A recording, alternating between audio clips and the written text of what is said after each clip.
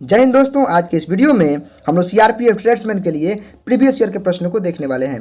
दोस्तों एग्जाम कोई भी हो, सबसे पहले बहुत ही महत्वपूर्ण होता है एग्जाम को क्रैक करने के लिए कि उस एग्जाम के प्रीवियस ईयर के प्रश्नों को किया जाए। इससे उसके पैटर्न के और क्वेश्चन के लेवल का पता चलता है। इसलिए दोस्तों इस वीडियो में हम लोग एक 2016-17 में एग्जाम हुआ था ट्रेड्समैन का, उसके पेपर को सॉल्व करने वाले हैं। दोस्तों यह वीडियो पार्ट 1 के लिए रहेगा, जिसमें हम लोग जीके, गणित और रीजनिंग के प्रश्नों को बिल्कुल आसान शब्दों में देखने वाले हैं। दोस्तों इस बार भी प्रश्न ऐसे ही रहेंगे, तो दोस्तों चलिए वीडियो को शुरू करते हैं। दोस्तों आप देख पा रहे होंगे कि 2 घंटे का समय है और 100 प्रश्नों की संख्या है। दोस्तों यह 2016-17 का पेपर है, इसमें पार्ट 1 पार्ट 2 करके दिया है। तो दोस्तों हम लोग सबसे पहले आज पार्ट 1 करेंगे, अगली वीडियो में पार्ट 2 को करेंगे। दोस्तों देखते हैं, आगे बढ़ते हैं, हम प्रश्नों को शुरू करते हैं। दोस्तों देखिए प्रश्नों का जो स्तर है वह दोनों लेवल से है। दोस्तों पार्ट 1 में जनरल अवेयरनेस और जनरल नॉलेज है। आप समझिए कि प्रश्न दोनों लेवल से दिए गए, इंग्लिश में भी और हिंदी में भी। दोस्तों आप जो प्रेफर करते हो आप देख सकते हैं। चलिए हम लोग देखते हैं दोस्तों प्रश्नों को, और जल्दी जल्दी प्रश्नों को करना सीखते हैं। देख लीजिए दोस्तों, उम्मीद है आप स्पष्ट देख पा रहे होंगे। सबसे पहला प्रश्न पढ़ते हैं कि फारूक इंजीनियर ने अपना अंतिम क्रिकेट टेस्ट मैच अपने घरेलू मैदान पर खेला। निम्नलिखित में से कहाँ उन्होंने अपना अंतिम टेस्ट मैच खेला? दोस्तों एक्चुअल में यह प्रश्न आपसे ना फारूक इंजीनियर के निवास स्थान को पूछ रहा है। ऑप्शन है दिल्ली, कोलकाता, हैदराबाद या मुंबई। तो दोस्तों करेक्ट आंसर का ऑप्शन डी, मुंबई। आगे बढ़ते हैं दोस्तों, क्वेश्चन नंबर 2 लेते हैं। बोल रहा है कि भारतीय पर्वतारोहण फाउंडेशन का मुख्यालय कहाँ स्थित है? दोस्तों जो इंडियन माउंटेनियरिंग है उसका मुख्यालय कहाँ है? ऑप्शन है कोलकाता में, दार्जिलिंग में, नई दिल्ली या देहरादून। दोस्तों करेक्ट आंसर का ऑप्शन सी, नई दिल्ली। आगे बढ़ते हैं दोस्तों, क्वेश्चन नंबर 3 लेते हैं। बोला कि टेरिटोरियल आर्मी की स्थापना कब हुई थी? ऑप्शन 1962, 1948, 1920 या 1953। तो दोस्तों इसका करेक्ट आंसर होगा ऑप्शन बी, 1948। आगे बढ़ते हैं दोस्तों, क्वेश्चन नंबर 4 को लेते हैं। कह रहा है कि बीजापुर किसके लिए जाना जाता है? ऑप्शन है भीषण सूखाग्रस्त क्षेत्र है, गोल गुंबद के लिए, अतिवृष्टि वाला क्षेत्र है, या गोमतेश्वर की प्रतिमा के लिए है। दोस्तों आपको पता होना चाहिए कि बीजापुर गोल गुंबद के लिए प्रसिद्ध है, इसीलिए करेक्ट आंसर होगा ऑप्शन बी, गोल गुंबद। आगे बढ़ते हैं दोस्तों इसी प्रकार के प्रश्न रहेंगे, हम लोग प्रैक्टिस सेट को भी करेंगे। इसके लिए आप चैनल से जुड़ जाए, चैनल को सब्सक्राइब करके बेल आइकन दबा लीजिए। क्वेश्चन नंबर 5 पढ़ते हैं कि सूर्य का प्रकाश हम तक कितनी अवधि में पहुंचता है? आपको जब पता होगा दोस्तों कि सूर्य का प्रकाश पृथ्वी तक आने में 8 मिनट और लगभग 20 सेकेंड का समय लेता है। इसको ध्यान में रखेंगे। ऑप्शन है 2, 4, 8 या 16 सेकेंड। करेक्ट आंसर क्या होगा दोस्तों? 8 मिनट। आगे बढ़ते हैं दोस्तों, क्वेश्चन नंबर 6 को लेते हैं। करें कि निम्नलिखित में से मणिपुर का वर्तमान मुख्यमंत्री कौन है? ऑप्शन है त्रिवेंद्र सिंह रावत, एन वीरेन सिंह, किरण रिजिजू या मेरी कॉम। दोस्तों मैं आपको बता दूं कि 2016 और 17 से लेकर अभी तक ना मणिपुर के मुख्यमंत्री जो है वह एन वीरेन सिंह ही हैं। तो करेक्ट आंसर होगा option B, N Viren Singh. आगे बढ़ते हैं दोस्तों, क्वेश्चन नंबर 7 की गणना करते हैं। दोस्तों आगे देखते हैं, क्वेश्चन नंबर 7 कह रहा है कि आय सिद्धांत पर किए गए आकलन के अनुसार राष्ट्रीय आय के अनुमान में निम्नलिखित में से किसकी गणना नहीं की जाती है? दोस्तों जो राष्ट्रीय आय होता है, संपूर्ण देश का आय होता है, उसमें किसकी गणना नहीं की जाती है? दोस्तों किराया की, मिश्रित आय की, पेंशन की या अवितरित लाभ की। दोस्तों करेक्ट आंसर होगा ऑप्शन सी, कि आप राष्ट्रीय आय में किसी को दे रहे पेंशन की गणना नहीं कर सकते हैं। करेक्ट आंसर ऑप्शन सी होगा। आगे बढ़ते हैं दोस्तों, क्वेश्चन नंबर 8 की बात करते हैं। अकाल तख्त का निर्माण किसने करवाया था? ऑप्शन है गुरु रामदास, गुरु तेग बहादुर, गुरु हरगोविंद या गुरु नानक। करेक्ट आंसर होगा दोस्तों ऑप्शन सी, गुरु हरगोविंद। आगे बढ़ते हैं दोस्तों, क्वेश्चन नंबर हम लेते हैं 9 नंबर। तो क्वेश्चन नंबर 9 देखते हैं। कह रहा है कि प्रारंभिक काल में अकबर का सिपह सालार कौन था? ऑप्शन है अबुल फजल, बैरम खां, मान सिंह या टोडरमल। तो दोस्तों इसका करेक्ट आंसर होगा ऑप्शन बी, बैरम खां। आगे बढ़ते हैं दोस्तों 10 नंबर। विक्रम साराभाई अंतरिक्ष केंद्र कहाँ स्थित है? विक्रम साराभाई अंतरिक्ष केंद्र कहाँ स्थित है? ऑप्शन पढ़ लीजिए, त्रिवंतपुरम, मुंबई, हैदराबाद या बेंगलुरु। दोस्तों करेक्ट आंसर हो जाएगा ऑप्शन ए, त्रिवंतपुरम। आगे बढ़ते हैं दोस्तों, यह पार्ट खत्म हुआ। अब दोस्तों बात करते हैं दूसरे पार्ट की। पार्ट 1 में ही अगला भाग है दोस्तों, यह है एलिमेंट्री मैथमेटिक्स से। दोस्तों बिल्कुल 1 से 8 लेवल के ये प्रश्न पूछे जाते हैं गणित में। दोस्तों इसके प्रश्नों को भी हम देखेंगे बिल्कुल आसान तरीके से। दोस्तों चलिए देखते हैं क्वेश्चन नंबर 11 को। क्वेश्चन नंबर 11 क्या कर, इसको हम लोग समझते हैं। कह रहा है कि 54, 288 और 360 का महत्तम समापवर्तक ज्ञात कीजिए। हमें HCF ज्ञात करना है। दोस्तों आपको पता होना चाहिए कि सबसे छोटे से हम लोग सबसे बड़े में पहले भाग देते हैं। तो 54 से 360 में हम लोग भाग देंगे, 6 बार में ले जाएंगे दोस्तों, तो यह चला जाएगा 324 आ जाएगा। और इसको घटाएंगे दोस्तों तो यहाँ से आ जाएगा 36। फिर 36 से हम लोग 54 में भाग देते हैं। तो दोस्तों 36 एका 36, फिर बच जाएगा 18, और दोस्तों फिर हम लोग 18 से 36 में भाग देंगे तो हमको 18 दूनी 36, तो यहाँ से मिल गया 18। अब दोस्तों एक अंतिम बच गया 18 में हम लोग 288 से भाग देंगे, ठीक है। अब दोस्तों अगले पेज पे देखते हैं कि हमें 18 में 288 18 से 288 में भाग देना है। इसको देखते हैं दोस्तों, 18 का 18 हो जाएगा, यहाँ पे बच जाएगा 10, ऊपर से 8 आएगा, 18 छक्का 108 होता है। तो दोस्तों ये पूरा कट जाएगा, तो किसके कारण 18 कारण कटा है, इसीलिए करेक्ट आंसर होगा ऑप्शन ए में है 18। दोस्तों हमारा आंसर है 18, आप देख सकते हैं ऑप्शन ए में है। आगे बढ़ते हैं दोस्तों, क्वेश्चन नंबर 12 की बात करते हैं। अब दोस्तों ये आपसे एलसीएम पूछ रहा है, कह रहा है कि 8, 24, 36 और 54 का एलसीएम कितना होगा। दोस्तों यहीं पे हम लोग एलसीएम निकाल लेते हैं। आपको पता होना चाहिए कि कैसे निकाला जाता है। हम लोग इसमें 2 से पहले लगाएंगे भाग, 2 चौका 8 हो जाएगा, 12 दूनी 24 होगा, 18 दूनी 36 हो जाएगा और 27 दूनी 54 हो जाएगा। फिर दोस्तों ये 2 से जाएगा, 2 से भाग लगाएंगे, 2 दूनी 4, 2 छक 12, 2 9 18, ये 9 है और फिर 27 जैसा का तैसा होगा। दोस्तों फिर 2 से जाएगा, चलो 2 से ले जाएंगे, 2 1 का 2, 2 3 6, 9 जब कहते हो, 27 जब कहते हो। दोस्तों फिर अब की बार 3 से ले जाएंगे इस चीज़ को, ठीक है। तो 1 है, 3 1 का 3, 3 3 का 9 और 3 9 27। दोस्तों एक बार और 3 से जाएगा, आप देख लीजिए। तो हम लोग एक बार 3 से और ले जाएंगे तो मिलेगा 1, 1, 3 1 का 3, 3 3 का 9। तो दोस्तों आप देख लीजिए कि हमें कितना मिला गुना करने के लिए। गुना कर लेंगे, 2 में 2 दूनी 4, 4 दूनी 8, 8 3 का 24 और फिर 24 तियाँ कर लेंगे 72 और फिर 72 में हम लोग अंतिम में कर लेंगे 3 से। तो दोस्तों 72 में 3 से करेंगे, 3 दूनी 6, आपको मिल जाएगा 216।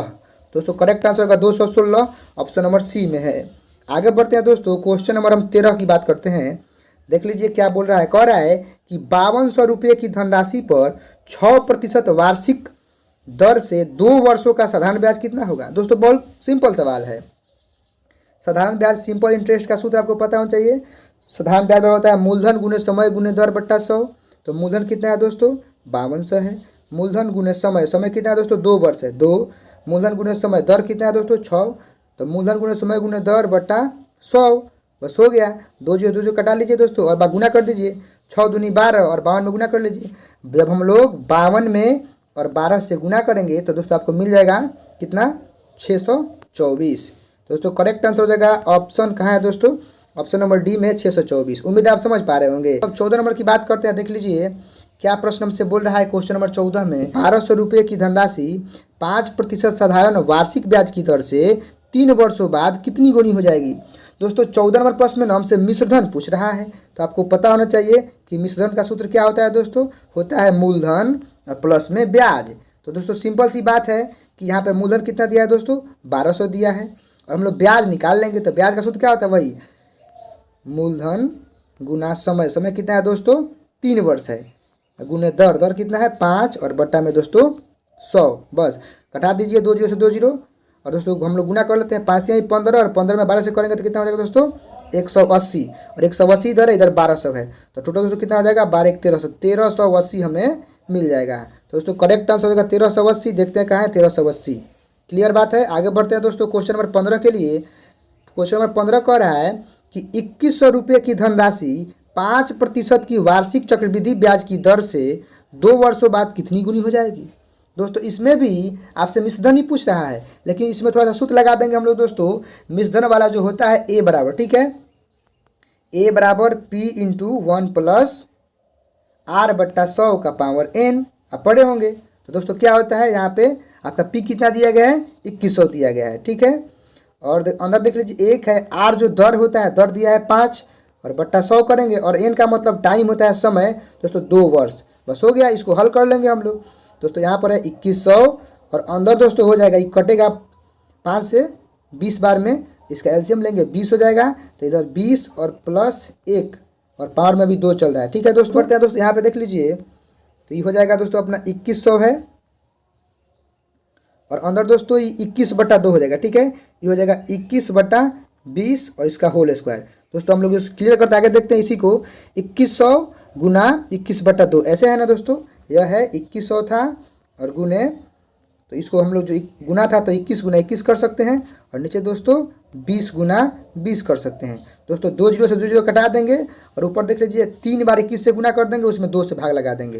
दोस्तों हमारे पास था 3 बार 21 से गुना करेंगे ऊपर, और नीचे 2 दूनी 4 बचा था, तो इसको दोस्तों गुना करने पर आपको मिल जाएगा 2315.25। आप गुना करके देख लीजिए, करेक्ट आंसर होगा ऑप्शन बी 2315.25। आगे बढ़ते हैं दोस्तों। अब दोस्तों यह रीजनिंग से सवाल है, बहुत ही अच्छा सवाल है। देख लीजिए, कह रहा है कि 16 नंबर है कि यदि कैंडल को किसी कूट कोड में इतना बोला जाता है तो उसी कूट कोड में फ्लेम्स को कितना बोला जाएगा। दोस्तों ये रीजनिंग का सवाल है, इसको समझना होगा। कैंडल तो CANDLE।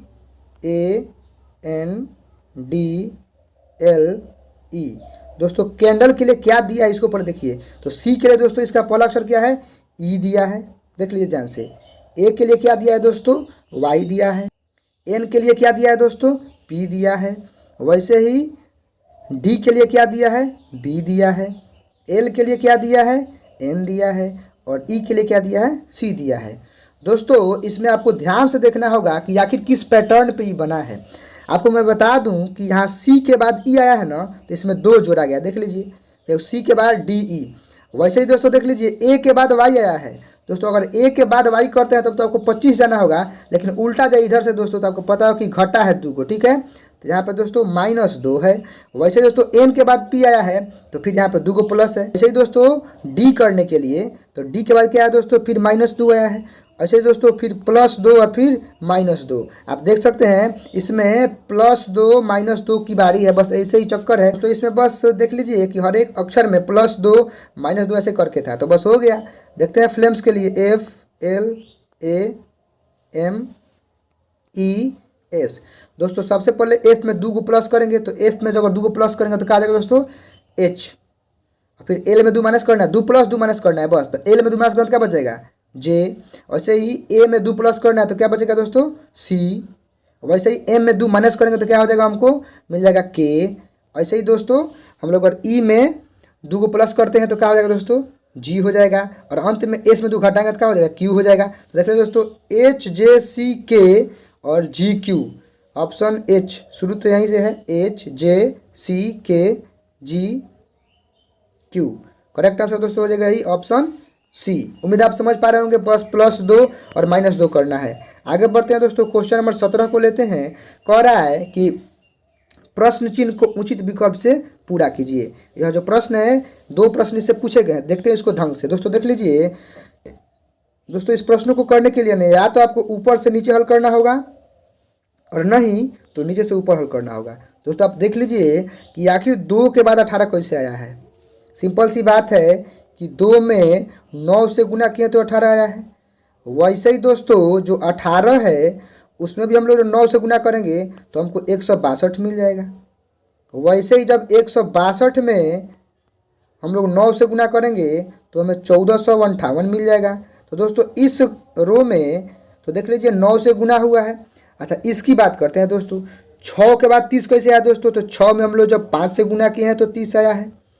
वैसे ही दोस्तों 30 में जब 5 से गुना कर दिए तो हमें 150 मिल गया, देख लीजिए 150 है। वैसे ही दोस्तों जब 150 में हम लोग 5 से गुना कर दिए तो 15 से 75, 550, 750 मिल गया। तो दोस्तों बस उसी आधार पे इसको करना सीखना होगा हमें। तो आखिर इसमें किसका चक्कर है, तो दोस्तों आपको पता है इसके लिए ना, ये जो 1300 वाला है 1372 है, इसमें आपको ऊपर वाले 196 से भाग देना होगा बस। दोस्तों हमें मिल जाएगा 7, तो बस इसमें 7 का जोड़ भाग है या फिर गुना है। तो दोस्तों बस वही बात है, तो 7 में 4 से गुना कर देंगे, चूंकि ऊपर 4 है और हमें 7 मिला, तो 7 चौक कितना दोस्तों 28 होता है। तो करेक्ट आंसर ऑप्शन बी हो जाएगा 28। क्लियर है दोस्तों, आगे बढ़ते हैं।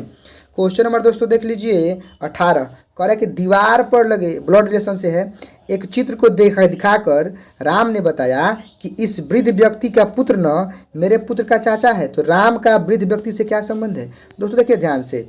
मान लीजिए कि यहाँ पे राम है, ठीक है, और राम एक चित्र पर, दीवार पर एक चित्र है, मान लीजिए पिक्चर है, उसको दिखाकर बता रहा है कि इस वृद्ध व्यक्ति का पुत्र, इसका पुत्र, ठीक है, इसका जो पुत्र है, सन है, इस वृद्ध व्यक्ति का जो पुत्र है वह मेरे पुत्र का, मतलब राम के पुत्र का, मान लीजिए राम का पुत्र कोई है, ठीक है, राम का पुत्र है, राम के पुत्र का चाचा है। अब देख लीजिए दोस्तों कि ये जो लड़का है यह इसका चाचा है, समझ सकते हैं। अब सिंपल सी बात है कि जब ई वाला बंदा इसका चाचा है, मतलब राम का पुत्र का चाचा है, तो राम और इसमें किसका संबंध होगा जी? भाई का संबंध होगा ना। राम और ये जो लड़का है दोनों भाई है, तो सिंपल सी बात है जब राम और ये भाई है तो ये राम और इसका दोनों का पिता कौन होगा जी? ई वाला होगा जो चित्र वाला है। तो सिंपल सी बात है कि राम का जो राम दिखाया है चित्र में, बूढ़ा व्यक्ति वृद्ध व्यक्ति, वह उसका पिता है। तो आंसर होगा ऑप्शन ए पिता। दोस्तों ब्लड रिलेशन को आप अपने से जोड़ के कीजिएगा, बिल्कुल आप कर लीजिएगा। दोस्तों प्रश्न नंबर 19 को देखते हैं। कह रहा है कि प्रश्न चिन्ह के स्थान पर उचित विकल्प का चयन कीजिए। देख लीजिए दोस्तों आपके सामने सारी बातें हैं, फिर वही बात है। तो आप देखिए यहाँ पे क्या करने पर कितना आया है, देख सकते हैं दोस्तों। इसमें कितना का जोड़ घटाव देख लीजिए। जैसे मान लीजिए अंतिम करते हैं तो यहाँ पे 40 में 10 जोड़ने पे 50 आया है, फिर 10 जोड़े तो 60 आया। वैसे ही दोस्तों यहाँ पे देख लीजिए कि 10 में 2 जोड़े तो 12 आया है, फिर 2 जोड़े तो 14 आया है। तो वैसे ही दोस्तों घटा लेंगे इस पर। 9 में से 2 गया 7, तो फिर 7 में से 2 गया दोस्तों 5। करेक्ट आंसर ऑप्शन बी हो जाएगा। बस यहाँ पे घटाने वाली बात है या फिर जोड़ने वाली बात है। दोस्तों आज के लिए अंतिम प्रश्न देखते हैं सेट ए की। कह रहा है 20 नंबर कि इसको हल कीजिए। दोस्तों सिंपल सी बात है, आप पढ़े होंगे बीच में गुना का संबंध है। सूत्र आप पढ़े होंगे ए का पावर m घातांक और करनी में गुना ए का पावर n। तो दोस्तों ए को ए लिखाता है और पावर दोनों जुड़ जाता है m प्लस n। तो इसी पे बना देंगे इसको। तो 8 ए को लिख देंगे और सब पावर इसका जोड़ देंगे। 1 8 लिखते हैं, पावर जोड़ते हैं। पहला पावर कितना है दोस्तों? 3 जोड़, दूसरा पावर कितना है दोस्तों? 2 और जोड़ तो फिर माइनस होते हैं, डायरेक्ट माइनस कर देंगे। देख लीजिए दोस्तों ये क्या होगा दोस्तों? 8 का पावर हो जाएगा 3 2 5 में से 5 गया 0। अब किसी भी अंक के पावर में 0 मान कितना होता है? 1। करेक्ट आंसर होगा ऑप्शन ए 1। उम्मीद दोस्तों आप समझ पाएंगे। दोस्तों अगली वीडियो में हम लोग इसके अगले वाले के ऑब्जेक्टिव्स को देखेंगे। आज के इस वीडियो में दोस्तों इतने प्रश्न कर पाए हैं। वीडियो अच्छी लगे तो आप चैनल से जुड़ कर चैनल को सब्सक्राइब करके बेल आइकन दबा लीजिए, वीडियो को लाइक कर दीजिए। मिलते हैं अगली वीडियो में अगले पार्ट के साथ, तब तक के लिए टेक केयर, थैंक यू, जय हिंद, वंदे मातरम।